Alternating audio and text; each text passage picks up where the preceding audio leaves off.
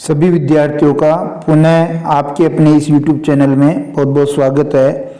आज हम अर्धवार्षिक परीक्षा के प्रश्न पत्र को हल करने वाले हैं और ये अर्धवार्षिक परीक्षा जो सत्र 2022-23 के लिए जिला समान स्तर पर आयोजित हो रही है, इसी जिला समान परीक्षा का पेपर 12वीं का इतिहास का हम देखने वाले हैं। और ये पेपर है आपका जालोर जिले का ये पेपर है, इसको आज हम यहाँ हल करेंगे। देखिए, सबसे पहले बहुविकल्पीय प्रश्न है, तो जल्दी से इनके उत्तर देख लेते हैं। किस हड़प्पा स्थल से नहरों के चिन्ह मिले हैं? ऑप्शन नंबर ब सही है आपका, अफगानिस्तान के सोर्तुगई में। दूसरा प्रश्न देखिए, my archaeological mission to India and Pakistan पुस्तक किसके द्वारा लिखी गई है? R.E.M. व्हीलर के द्वारा ये पुस्तक लिखी गई है, इसका भी ब वाला ऑप्शन सही है। तीसरा प्रश्न देखेंगे, भोपाल राज्य की सबसे अद्भुत प्राचीन इमारत कौन सी है? तीसरे का जो सही उत्तर है वो ब सांची कनखेड़ा, ये इसकी प्रसिद्ध इमारत है। चौथा प्रश्न देखिए, निम्नलिखित में से कौन भिक्षुणी के रूप में नियुक्त होने वाली पहली महिला बनी? यानी इसका भी आपके ऑप्शन नंबर ब सही है, महाप्रजापति गौतमी, ऑप्शन नंबर ब सही है। निम्नलिखित में से कौन सी पुस्तक अल बरूनी द्वारा लिखित है? अल बरूनी ने कौन सी पुस्तक लिखी? किताबुल हिंद, यानी इसका भी ऑप्शन नंबर ब सही है। अभी तक 5 प्रश्न हमने हल किए, पांचों के ऑप्शन ब सही है। छठा देखिए, जिस यात्री के लेखों की तुलना मार्को पोलो से की गई वह था, तो इसका जो उत्तर है वो भी इब्न बतूता होना चाहिए। एक बार देख ले, अगर आपको कोई अलग उत्तर लगता है तो कमेंट बॉक्स में जरूर बताएं। बाकी इब्न बतूता इसका सही उत्तर होना चाहिए। विजयनगर की स्थापना कब हुई? 7वां प्रश्न है, विजयनगर साम्राज्य की स्थापना कब हुई? तो 1336 ईस्वी में उसकी स्थापना हुई। उसके बाद देखिए 8वां प्रश्न, जहांगीर द्वारा निम्न में से कौन सी फसल पर पाबंदी लगाई गई थी? जहांगीर ने कौन सी फसल पर पाबंदी लगाई? तो तंबाकू पर उसने पाबंदी लगाई थी। मुगल साम्राज्य का संस्थापक किसे माना जाता है? मुगल साम्राज्य का जो संस्थापक है वो किसे माना जाता है? वो बाबर को माना जाता है, जहीरुद्दीन बाबर। बंगाल में गांव का मुखिया किस रूप में जाना जाता था? इसका भी उत्तर थोड़ा डाउटफुल है, लेकिन द वाला ऑप्शन सही हो सकता है। अगर आपको कोई अलग उत्तर ध्यान में है तो कमेंट बॉक्स में जरूर बताएं। संविधान सभा का विचार पहली बार किसके द्वारा प्रस्तुत किया गया? ये पहली बार M.N. राय के द्वारा प्रस्तुत किया, ऑप्शन नंबर ए सही है।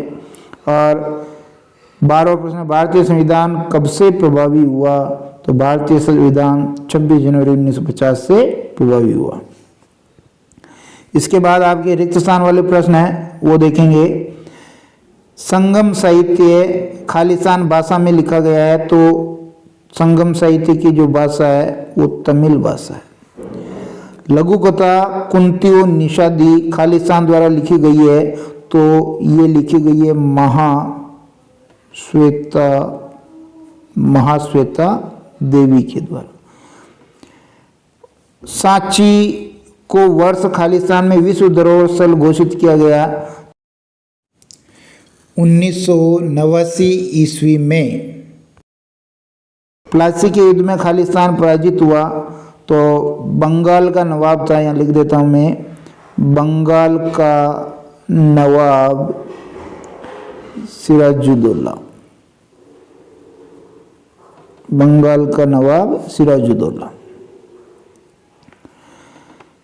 अमेरिकी गृह युद्ध खालिस्तान में शुरू हुआ था, तो 1861 में ये शुरू हुआ था। और खालिस्तान को सीमांत गादी के नाम से जाना जाता है, खान अब्दुल गफ्फार खान।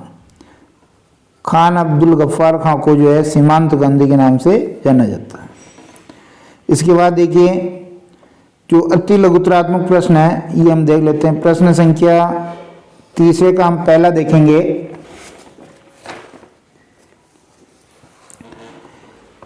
देवपुत्र की उपाधि किन शासकों द्वारा अपनाई गई? तो ये देवपुत्र की जो उपाधि है कुषाण शासकों के द्वारा ये अपनाई गई।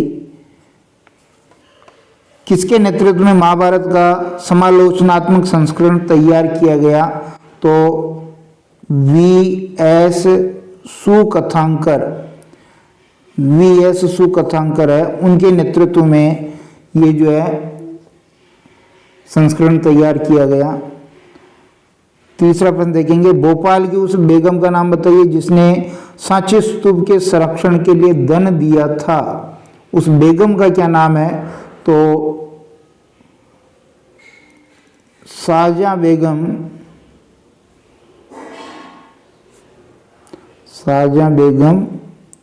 और सुल्तान जहां बेगम। विजयनगर साम्राज्य का शक्तिशाली शासक कौन था? कृष्णदेवराय, नाम सुना होगा आपने, बहुत इंपॉर्टेंट है ये, कृष्णदेवराय। जिन से कामिल से क्या अभिप्राय है? इसका मतलब है होता है उत्तम फसल। क्या अभिप्राय है? उत्तम फसल। अंतिम शक्तिशाली मुगल शासक कौन था? औरंगजेब अंतिम शक्तिशाली मुगल शासक था। ब्रिटिश संसद में 5वीं रिपोर्ट कब प्रस्तुत की गई? 1813 ईस्वी में ये 5वीं रिपोर्ट प्रस्तुत की गई। कुशासन के नाम पर अंग्रेजों ने किस राज्य पर अधिकार कर लिया था? अवध पर कुशासन का आरोप लगाकर उसको हड़प लिया था। दक्षिण भारत के कौन से शहर मंदिरों के लिए प्रसिद्ध हैं? एक तो मदुरई शहर और कांचीपुरम। मदुरई और कांचीपुरम। 1937 में कितने प्रांतों में कांग्रेस ने सरकार बनाई थी? 8 प्रांतों में उसने सरकार बनाई थी। ये अति लघुतरात्मक प्रश्न थे। उसके बाद आप लघुतरात्मक प्रश्न देख लेंगे।